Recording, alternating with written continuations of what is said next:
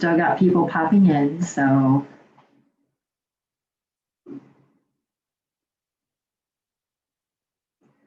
All right, so I have 3 monitors going. So if you see my eyes shifting, it's because I'm looking at chat, I'm looking at participants, and I'm looking at my PowerPoint slide, and I'm looking at the camera. So I do have three things going at once here, so I apologize. It's the new desk setup in my remote office.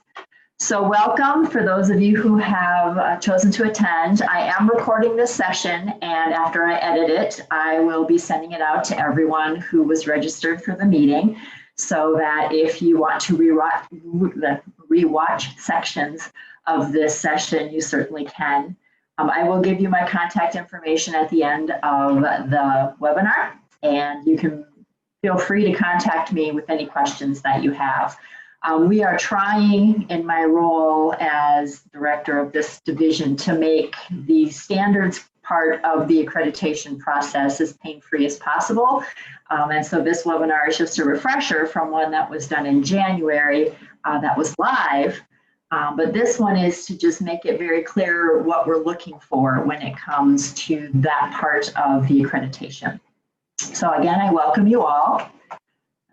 Right spot here.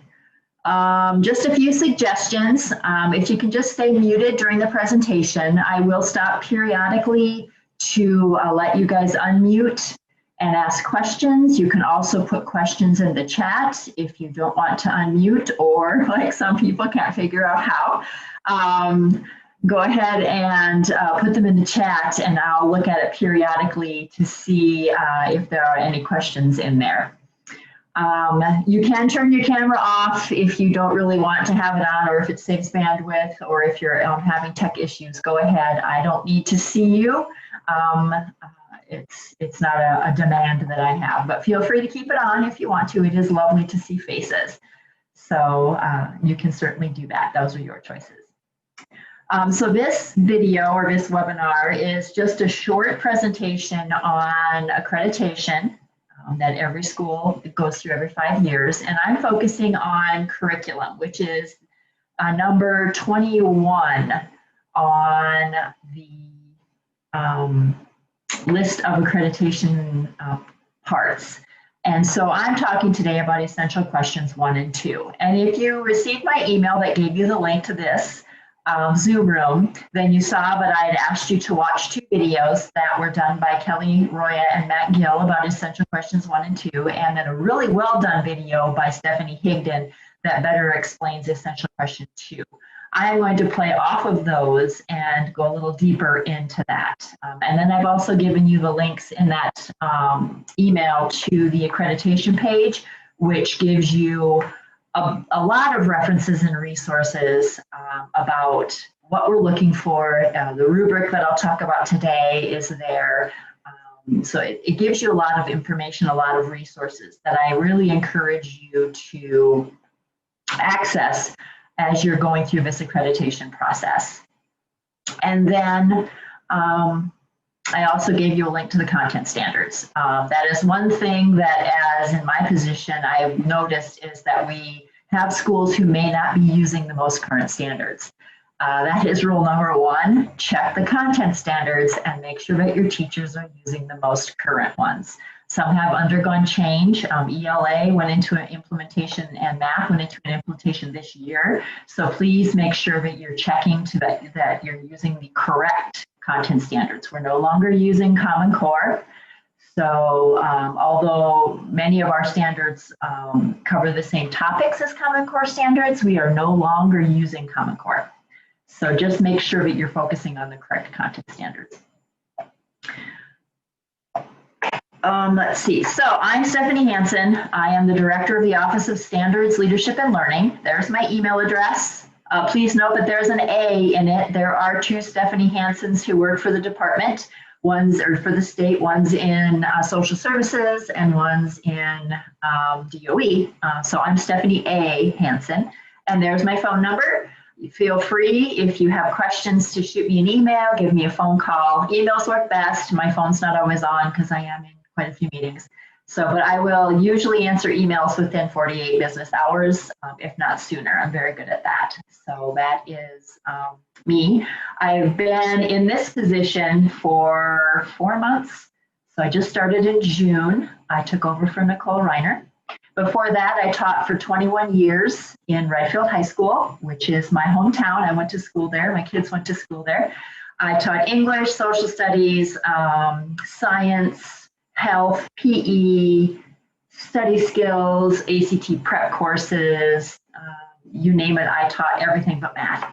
So I have a wide variety of background when it comes to education at the high school level, middle school and high school. And then for the last 8 years, I taught at Presentation College. I was in charge of their, hold on, I gotta let somebody in.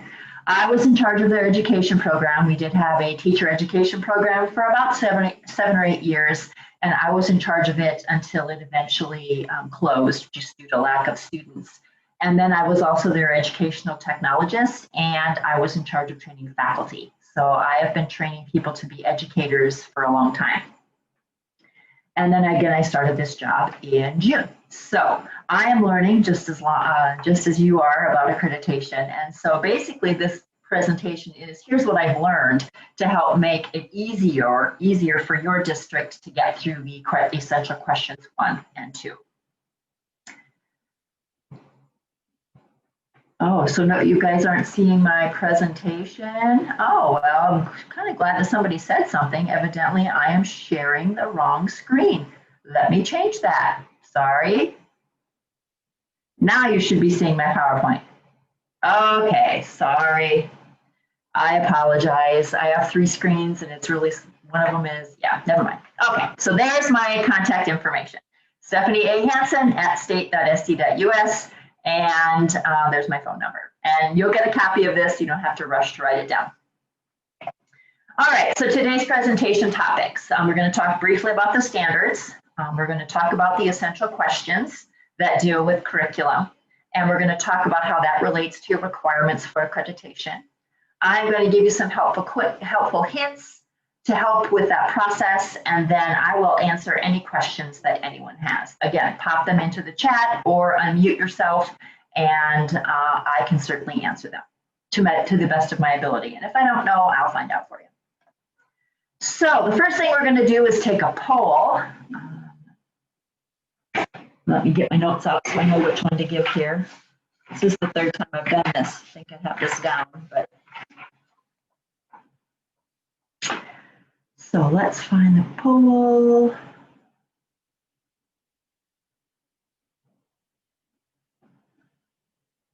So I'm launching the poll. Go ahead and how confident are you that all the teachers in your district or school are implementing the current South Dakota content standards? Very, somewhat, not very. I'll give you about a minute to click on the answer for you.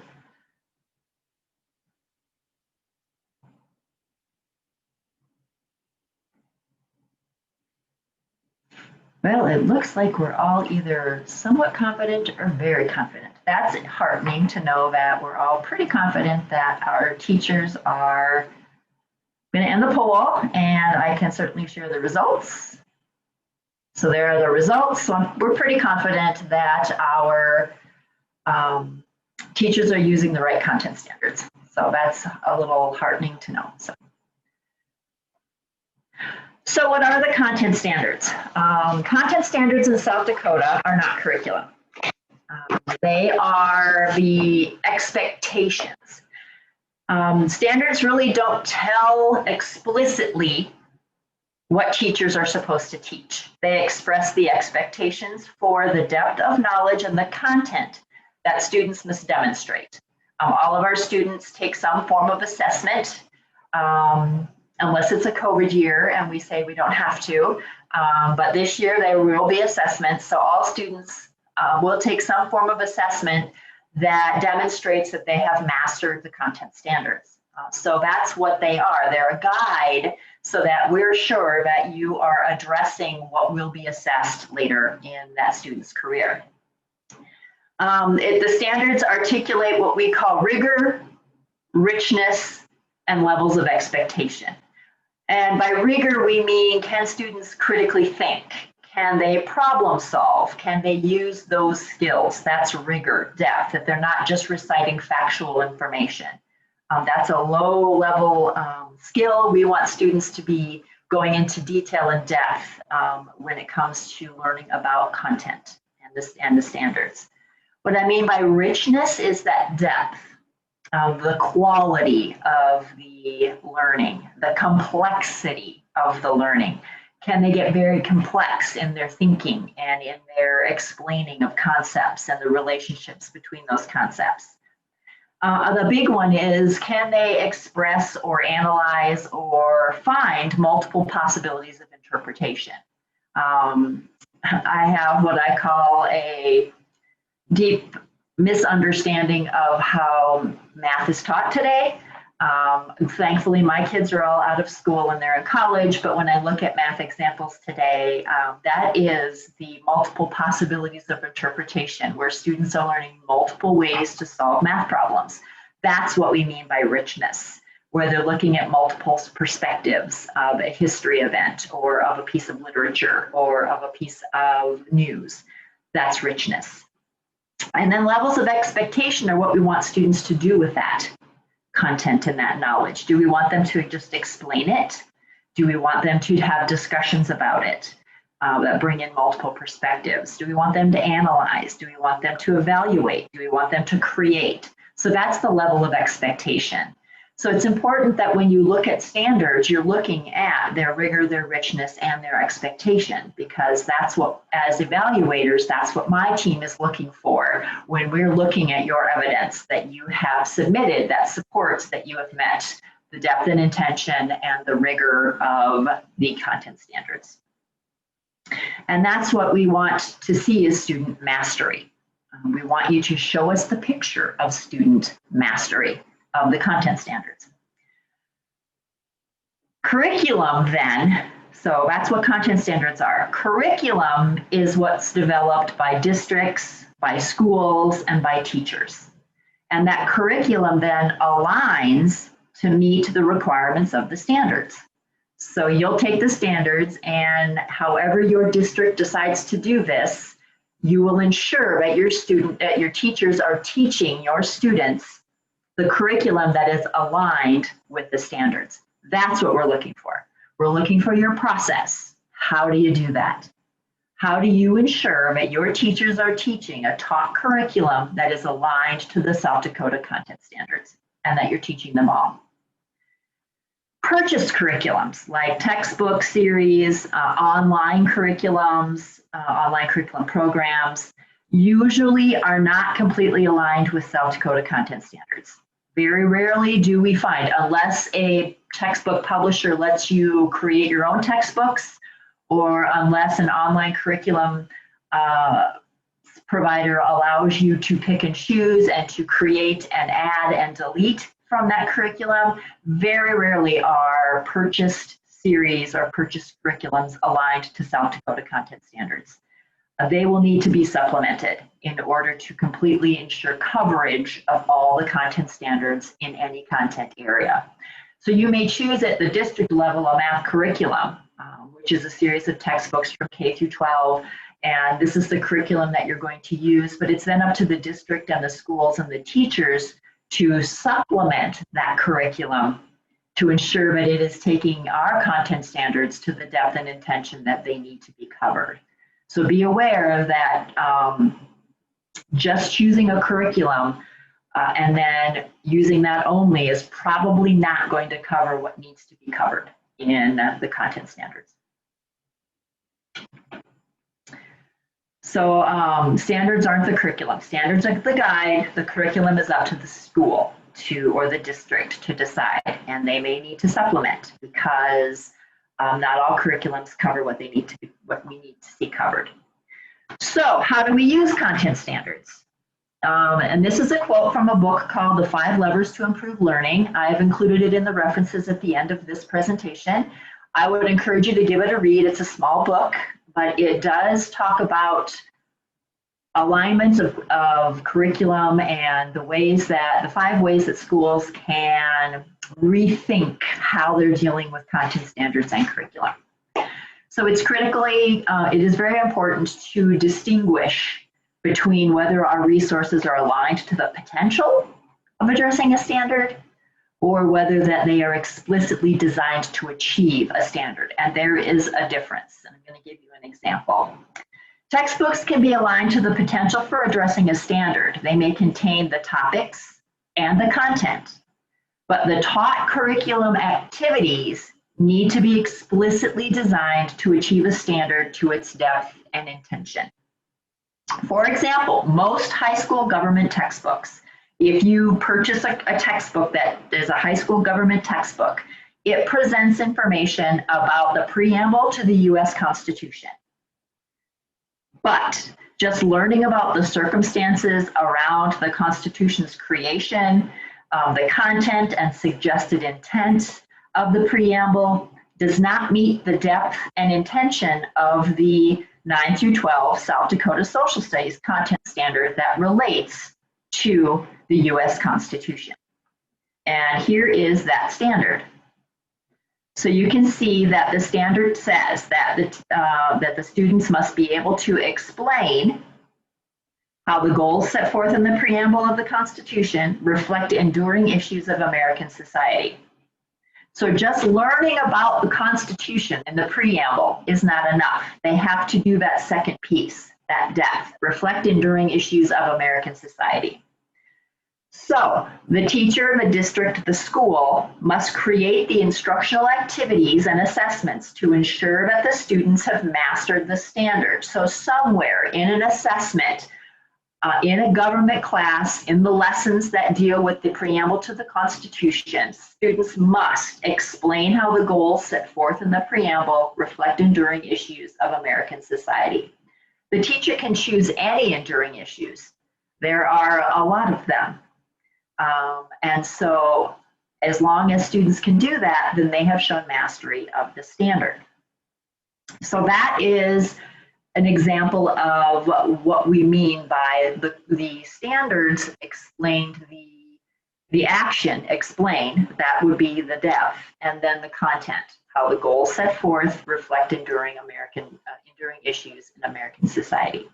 That's what, as reviewers, when I'm assigned a school and I then review the documentation, that's what I'm looking for. So if someone submits a government lesson plan and this is the content standard that that teacher is teaching, I would need to see how that teacher, in some sort of word picture, in an explanation, is making sure that students are meeting that standard in that lesson. So I need to know what the discussion topics are. I need to know how the instructor is going to assess this. I need to know what the students are doing to prove mastery. That's what needs to happen when you submit documentation of meeting content standards.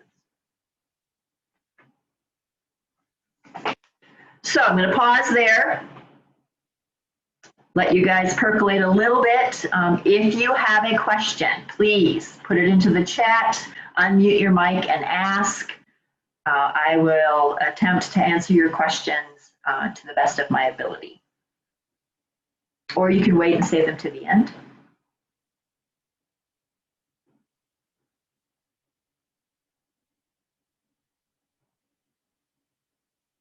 All right. I'll wait until the end. That's fine. All right, time for the next poll.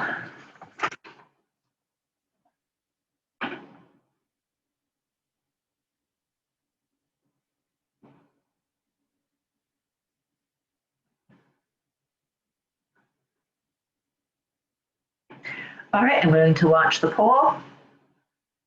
I have a clear understanding of the meaning of teaching the standards to the depth and intention. But someone says that. Do you have a very clear understanding?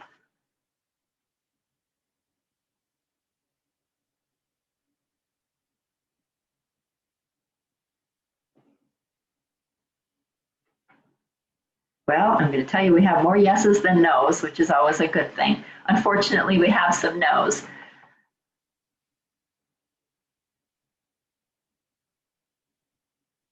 Let's see, I have a question. I'm going to pause here and answer. How many lesson plans would need to be submitted to confirm this? That's explained in the accreditation requirements. You have to submit plans or demonstrate mastery in all 3 grade bands. So that would mean K-12 or K-5, and then middle school or junior high, however your school is set up, and then at the high school level. So there are at least 3. And then you also have to show that in the core content areas, which are math, English, and science, and then in at least 1 other area. So you will be submitting quite a few pieces of evidence, at least 4, because you'll have to, if you do high school English, middle school science, and elementary math, and then do music, you've covered the gamut. So that's well explained in the accreditation review documents that are on the website, but note that you will have to do at least 4, if not more.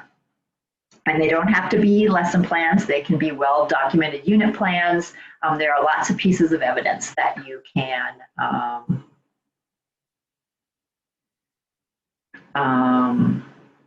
document. Yeah, I need a maybe option probably. But I'm not going to demonstrate, I'm not going to show the poll, but just know that 9 people said yes and 1 person said no. So that makes my heart happy, because maybe we'll have a clear understanding at the end of this session, so that more people have a better understanding of depth and intention. All right, the essential questions. This is a screenshot of what's available on the website. So if you go to the accreditation page on the website, and I just Google South Dakota Department of Ed accreditation and get there. It's on my computer all the time anyway, but it's there. And 21 is teaching to the content standards. Download the directions to provide documentation, and that's what I just referred to, Matt. That's where you'd go to find exactly what is required. Valerie asked, do we randomly select teachers whose lessons plans we will submit? That who you use and all of that is totally up to the school. Just remember that this is not a choose the person who does the best lesson plans. We want to know that there's a process in place as well as good lesson plans to ensure that all teachers are writing good lesson plans and that they're doing that consistently. Whether it's you have a lesson plan template or a unit plan template that all teachers are required to use all the time, whether it's teachers can create their own templates, but they must submit them for review periodically so that someone knows that they are checking to make sure that they're using a template that addresses what the school or district requires. You know, how you document that is totally up to however your district uses the process to assure that all teachers are teaching all the standards and that they're teaching them to the depth and intent. So the directions are there. You can download the directions. It's a 2-page document.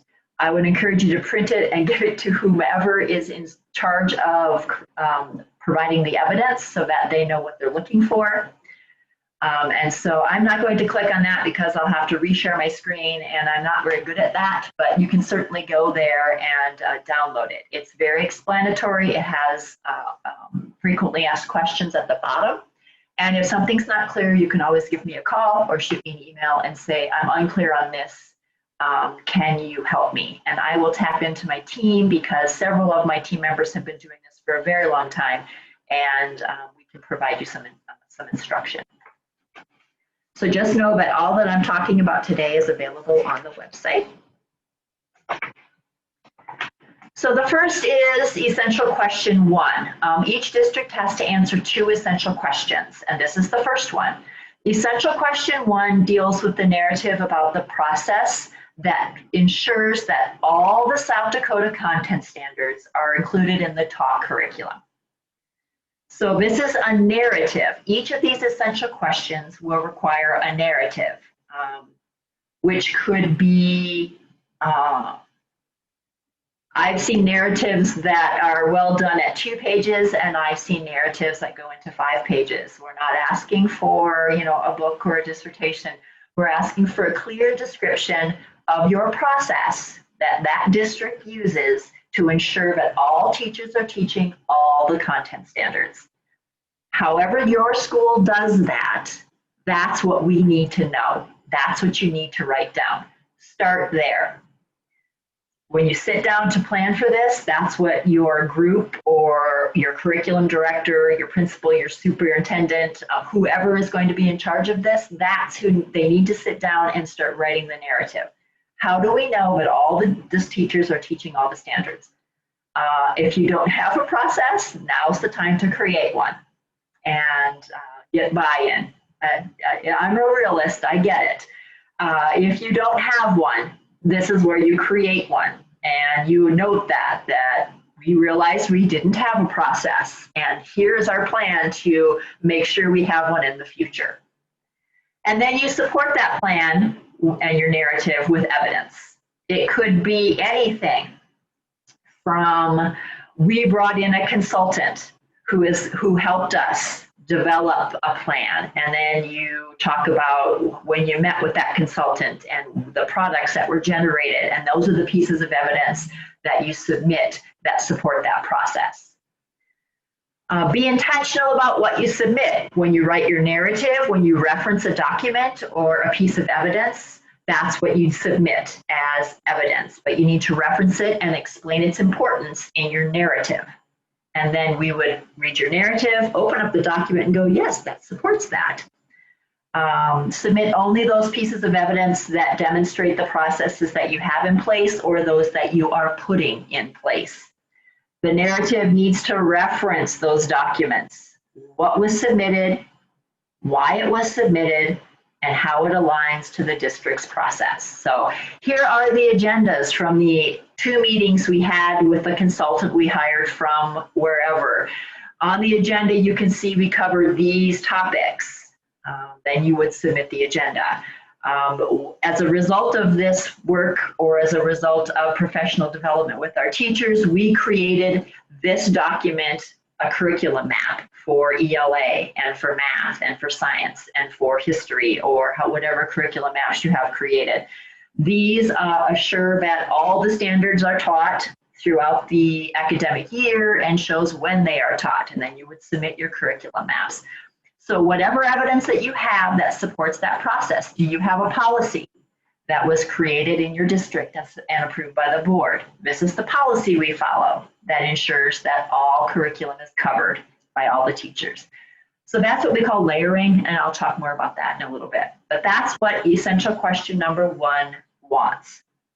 Give us a narrative that explains how you assure that all the content standards are being addressed, and then support that narrative with evidence. And the evidence can be what you have in place already and what you're using to get there. So that is essential question number 1. Essential question number 2, again, starts with a narrative, but this is a different narrative. This is the narrative that explains what steps that you're taking in your school to ensure that the taught curriculum, for those of us who are educators, and we all are, when you learn to be a teacher, you learned about all the different types of curriculum, the intended curriculum, the learned curriculum, the taught curriculum. We're talking about the taught curriculum, the ones that teachers have control over. What steps are you taking to ensure that that taught curriculum addresses the standards to the required depth and intention? And you support that with evidence. So basically, it is a documentation of a story of what actually happens in the taught curriculum for all students. The process should talk about the district's requirements of teachers, how the standards are implemented, how students demonstrate or show that they've met the intended standards, maybe how the teachers are reflecting on their practice and on student learning.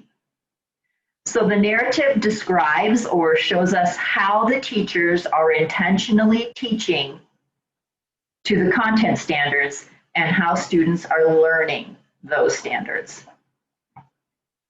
So it's a word picture in my brain. It's a story. The narrative creates the story of what this district does to ensure that teachers are teaching to the depth and intention. It addresses follow through. What happens if you have someone who doesn't? Is there a remedial process in place to help with that so that teachers are supported? Evidence. It could include a variety of documents that you reference throughout your narrative. They could be unit plans, scope and sequences, actual lesson plans. You could be using, a lot of schools use Plan Book. It could be a template that the school has created in Plan Book that all teachers must use in their content areas to demonstrate that they are teaching to the depth and intention. And so all teachers must have these pieces in their lesson plans to assure that they are teaching to the depth and intention. So depth and intention is a difficult thing to understand. And so I'm going to do my best here to explain what we mean by that. So here is a science standard, it's a high school life science standard. It is standard 2-6. I have bolded the depth words and I have underlined the intention words. So the depth tells the teacher, this is what students have to do. This is how deeply they have to get into this content standard in order to show that they have mastery. So in this case, they have to evaluate, which is a higher order thinking skill. It's at the high end of Bloom's. It's high end of web leveling. They have to evaluate, and they have to evaluate evidence, claims, evidence, and reasoning. So they're evaluating sources. Now, this would be a great unit if the teacher could create a unit plan that deals with ecosystems in which students are evaluating claims, evidence, and reasoning. That would be a great piece of evidence. Now, in that unit plan, there needs to be some taught curriculum that expresses exactly how students are doing that. How are students evaluating the claims, evidence, and reasoning that deal with the complexity and the interactions in ecosystems and how they maintain stability, and how ecosystems that experience change often develop into new ecosystems? This is a highly controversial topic for some, depending on where you go with ecosystems. This could be a great time to talk about climate change. Now we have lots of sources out there that students could be evaluating the claims, evidence, and reasoning of, and then coming up with some way to demonstrate that evaluation. So a science teacher could create a unit where they deal with ecosystems and their stability and change. And through the process of this unit, they are evaluating sources, identifying bias, they're identifying credibility, whether they're accurate, whether they can be verified, they're looking at objectivity, they're looking at timeliness. So they're doing all those steps that are required when a thinker, a critical thinker, looks at claim and evaluates it. And then maybe at the end of this unit, they're creating some sort of document that expresses what they've learned. It could be a paper, a research paper. It could be a poster presentation. It could be a flyer supporting one or the other. It's endless what they could create. They could give a speech. They could create a presentation that would demonstrate the mastery of this standard. Now, not to say that at the same time, they're not also developing mastery and showing mastery of all the other standards that deal with ecosystems that are in these science standards. But this is the one I've picked. So when a teacher or when a school submits a unit plan, this is what we're looking for. Is there a story or a picture that explains very clearly how teachers are teaching students to evaluate claims, evidence, and reasoning, and how are they teaching them to do it in the background of how ecosystems remain stable and how they change? That's what we're looking for. So the intention is that the students demonstrate that they can read and listen to sources that present ideas on stability and fluctuation, and how those changes can lead to new ecosystems. So we want to see something. And it's great that you can tell us in a lesson plan, but we really need to see it. So that would mean If you're going to grade a presentation, can you give us a rubric? What are you looking for? Can you give us directions on how that student, what that assessment is going to contain? That would show us this is what we're looking for. Showing us pieces of student work would be wonderful, but most of the time people don't have that at this point. But giving us, here's what students will be doing. Here are the questions I'm going to ask. Here are examples of the resources we're going to evaluate. Here is a lesson on how to evaluate credibility and accuracy and bias. Here's what we're going to talk about. So details like that show us in the review process how teachers are making sure that students master that content.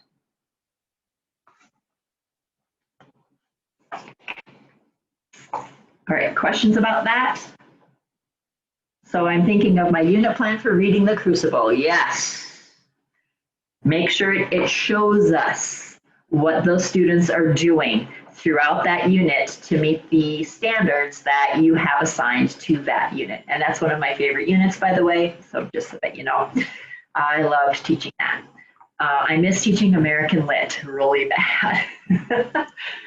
And I miss teaching research and having them write research papers. That's weird, but I miss it a lot. So, all right, so that's depth and intention. So when teachers, which is why, and this is something that I'm going to talk about it again later just to reiterate the point.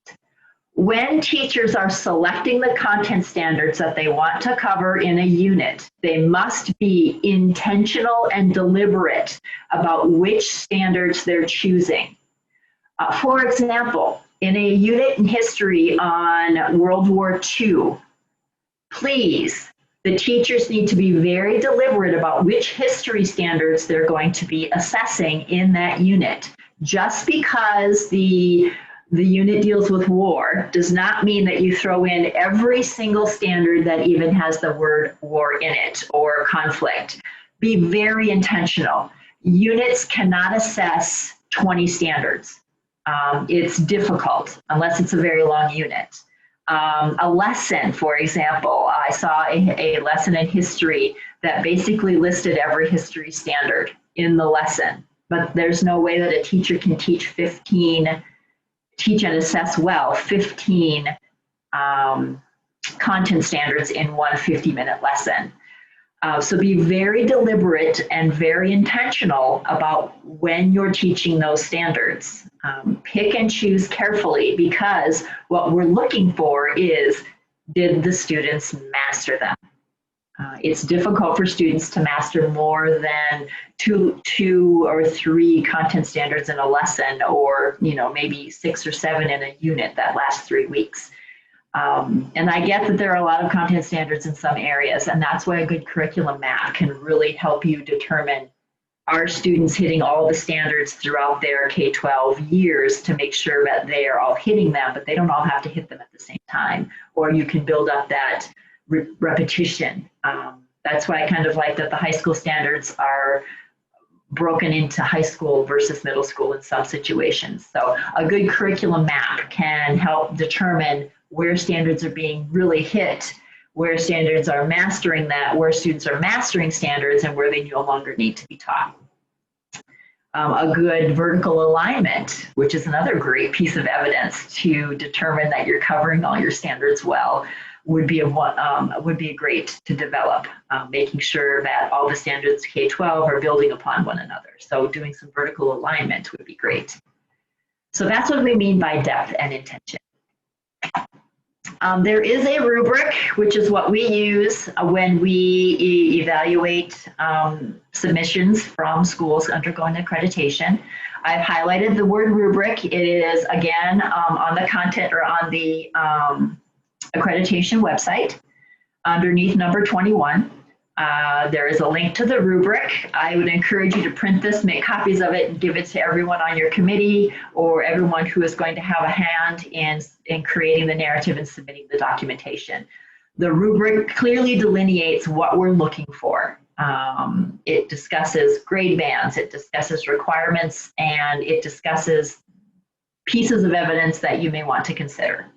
It also has some questions at the bottom that if you need something answered. So I highly encourage you to look at that rubric and print it so that you can understand what we're looking for. If you follow that rubric, it makes it a lot easier for us to evaluate and to give you better feedback. And the hope is that this year will be the first year where everybody gets great feedback and we don't have to extend anybody out and have to revisit these more than once, because that's the goal of all of this training. So use that as your guide and your checklist. Getting to the end, so I have one more, or another poll. I do have another one for the end. So here is the next poll.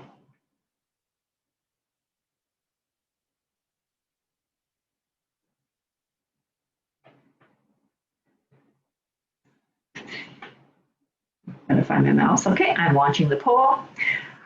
How would you rank your understanding of the requirements right now for addressing essential questions 1 and 2? Now that we've kind of gone through them, I've explained them a little bit, and you've watched the videos, how would you rank?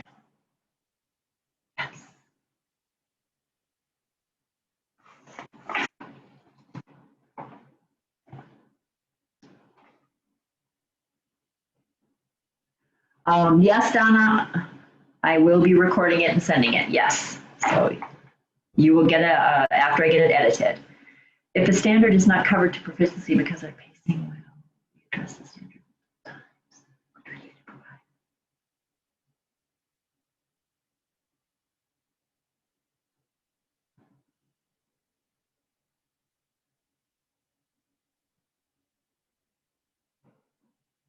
Valerie, I would say yes to that question. If a standard is not covered to proficiency, but for the purposes of accreditation, you know, if a standard isn't covered until covered to proficiency until senior year, then submit a senior lesson plan that deals with that so that we can show mastery.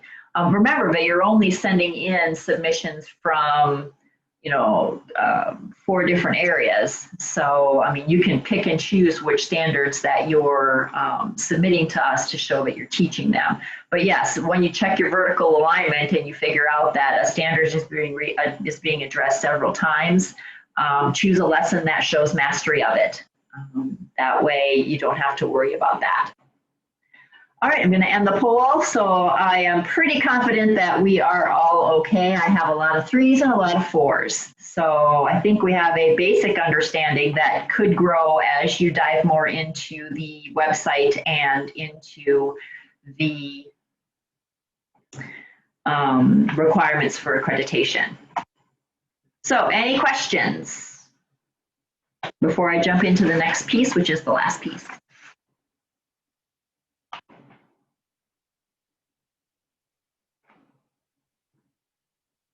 Okay, helpful hints. This will go quickly. The most important thing is to make sure that your teachers are using the most current standards. Go onto the content standards page of the DOE website, and you will find our current standards. Please make sure that they're addressing the current standards. That's what the Smarter Balance test is based on, and so we need to make sure that we are addressing the most current standards. Start with the narratives for essential questions 1 and 2. Start with explaining how you are assuring that all the content standards are covered and that all the teachers are teaching them to the depth and intention. Start with the narrative and then fill it in with evidence. Show the process first and then support your process. Describe your processes in detail. Make it a step-by-step bullet-pointed list, provide evidence for each of the bullets.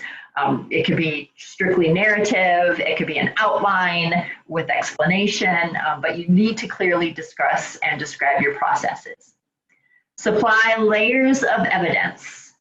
For example, to assure that you are addressing all the curriculum standards, you can submit, at first you can submit professional development time and work that you've been doing on developing curriculum guidelines and submit those guidelines. Then you can layer that with curriculum maps that have been created in professional development or with a consultant.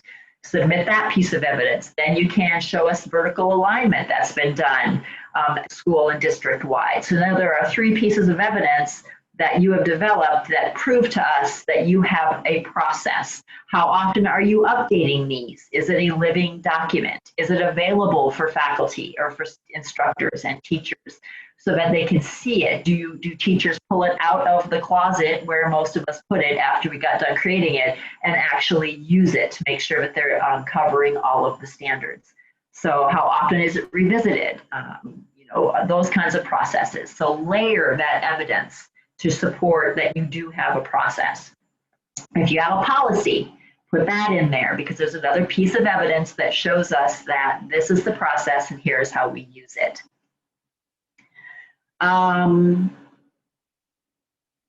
You need to create this picture of mastery, which is what we're looking for, the assurance that students are mastering. One thing I will say about evidence, if you are submitting lesson plans, please be sure that when you're submitting them that they are complete. I like to think of when I was in college and they were teaching us lesson plan writing and the Madeline Hunter and all of that, and they made us write out these very detailed lesson plans. So with the understanding that if a sub was hired because you were sick that day, the sub could teach your class, that's what we're talking about. We need that picture, that description. This is what we're doing, and these are the questions I'm going to ask. If in your lesson plan you're referencing textbook pages, questions that students are doing out of a workbook or at the end of a chapter, please include those as attachments to your lesson plans. Scan them in or copy them, scan them in, combine them, somehow include those in those lesson plans. A teacher says, we will discuss the causes of World War II. Okay, but what questions are you going to ask so that we can see that the teacher is teaching to the depth and intention? They need to be a bit more detailed than what some teachers are probably used to writing. Again, make sure that the content standards are selected specifically for the plans that teachers are writing so that they can ensure that they're teaching them to the depth and intention. Create that picture of mastery. I'm going to really stress, use the rubric. The rubric can help you out a lot. Click on it, print it. It should be your go-to source for information because it's very well put together and it has a lot of information. And then the website. If you have questions, hit the website. I have a note about intentionally selected, and I've already talked about that, but just reiterate to teachers that just because you mention a topic in a lecture does not mean that you met a standard, unless the standard was students will listen to, and there are none of those. Just because you talked about it doesn't mean they met it. So be very intentional about what standards that you're addressing in each unit and each lesson, because you need to show that students have mastered that. All right, any further questions?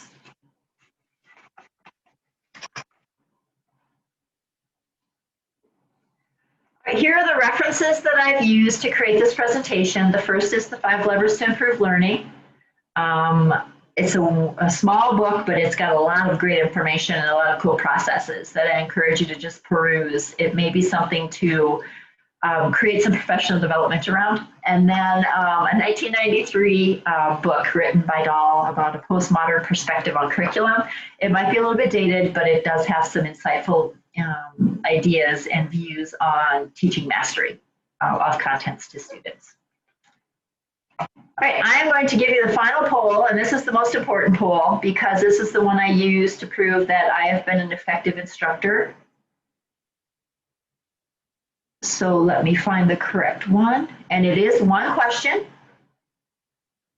Please be honest. You cannot hurt my feelings. I taught high schoolers for 21 years. You cannot hurt my feelings.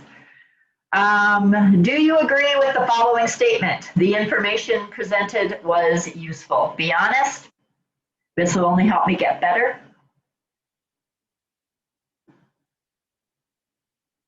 Again, if you have questions, please go ahead and put them in the chat, or you can unmute right now and let's see. So you are looking for mastery of all standards. but we only submit selected areas. Okay, what we're looking for is that you're covering all the standards, and in the pieces of evidence that you select for proof that teachers are teaching to the depth and intention, that's where they need to be very deliberate about what standards they're covering. You cannot submit it. We would be looking at evidence for a year if you wanted to submit that you were covering all the standards. We just need to know how your school or district is assuring that teachers are covering all the content standards. And then in your essential 2, question 2, where you're talking about depth and intention, that's where you would submit a lesson plan or a unit plan in which you're assuring that students have mastered those specific content standards. Does that clear it up a little bit? Okay, great. All right, I'm going to stop pulling. Thank you for your honesty, and I appreciate your willingness to be honest. Thankfully, everybody was at a 3 or higher, so that's good for me.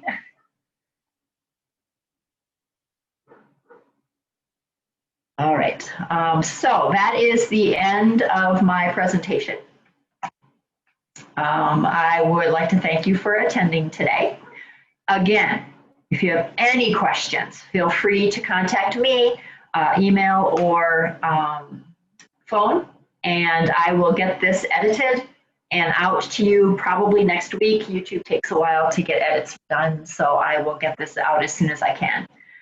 Just one note that just has come up in the recent week or two. The Department of Education has contracted with Teach Well in Sioux Falls and with Black Hills Special Services Cooperative in the Black Hills to work with schools who request that for free if you would like to have a consultant come in and help you.